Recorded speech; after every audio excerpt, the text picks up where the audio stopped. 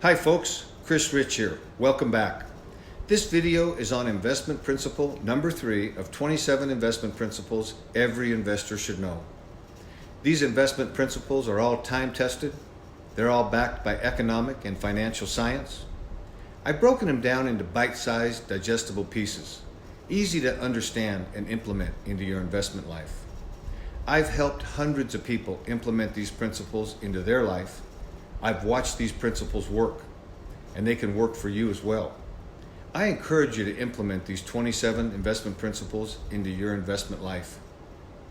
Investment principle number 3, invest for the long term. I could cite hundreds of examples of how investors lose out by not investing for the long term. In this video, I'm going to give you one of my favorite examples of what happens to investors when they don't invest for the long term. Mark Twain once said, "All good things arrive unto them that wait and don't die in the meantime." Now, according to Daniel Crosby, PhD, over the last 100 years or so, the stock market has experienced 123 corrections. That's a drawdown of 10% or more. About every 3 to 5 years, the US stock market experiences a bear market. That's a drawdown of 20% or more. During that same 100 years, we've seen numerous wars and numerous crises. Most recently, we've seen the Y2K crisis, the dot-com bubble, the terrorist attacks of September 11th, the Great Recession of 2008, and currently, we're dealing with the coronavirus pandemic. Every time these downturns occur in the stock market, the mainstream media would have you believe it's the next Armageddon. However, these downturns are more regular than spring flowers. Through all the stock market gyrations, the market has rewarded long-term investors with a healthy average annual return somewhere between 9 and 10%. Now, in order for an investor to actually realize these market returns in their portfolio, they have to stay invested for the long term. The unbiased research and data tells us that most investors don't invest for the long term.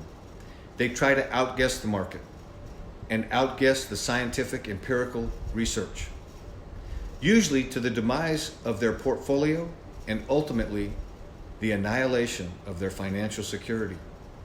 One of the most poignant examples of not investing for the long term and the detrimental effect on someone's portfolio can be found in a Wall Street Journal article dated December 31st, 2009. The article writes about the best stock fund of the previous decade, CGM Focus Fund, managed by so-called investment guru Ken Heebner. The article claims that the fund rose by more than 18% annually for the decade preceding December 29th, 2009. During that decade, the fund only had 2 negative return years. The fund had a terrific run during that decade. However, according to Morningstar, the average investor in the fund saw an 11% loss on an annual basis. These investors were trying to beat both the index and the CGM Focus performance. In the end, they lost both battles. In fact, CGM Focus Fund was featured on the cover of Money Magazine 3 times during that decade. Each time it was featured on the cover of Money Magazine, money flowed into the fund. It was followed by lackluster performance, and money flowed out of the fund. So investors were in the fund, they were out of the fund, they were in the fund, they were out of the fund. It wasn't the fund's fault that investors had such a poor experience. It was the investors' own fault. None of these investors planned on losing money. However, it's clear to see that the investors were not invested for the long term.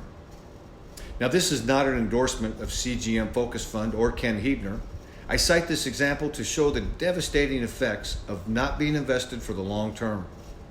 There are literally hundreds and thousands of other examples exactly like this one.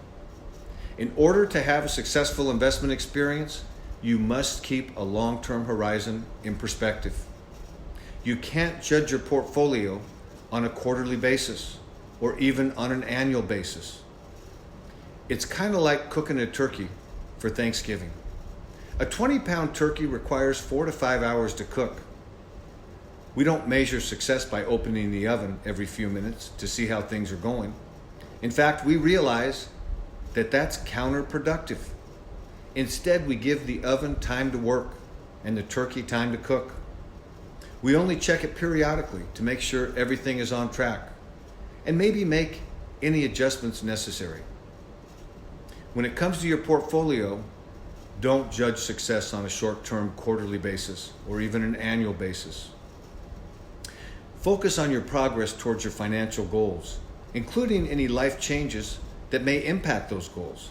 Trust the process. Stick to your plan. Opening the oven every few minutes on Thanksgiving could ruin a Thanksgiving meal for your family. Opening the oven too often on your investment portfolio could destroy your family's financial security and your peace of mind. Follow investment principle number 3. Invest for the long term. Thanks for watching. I'll see you next week.